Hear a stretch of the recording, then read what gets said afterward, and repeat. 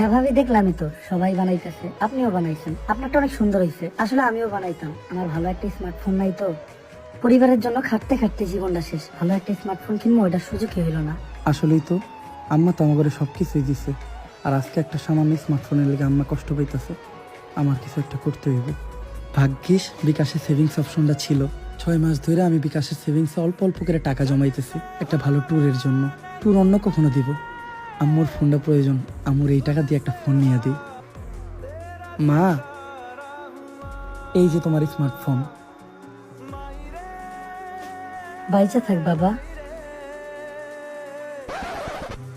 কিন্তু আম্মা মোবাইলটা দিয়ে করবোটা কি?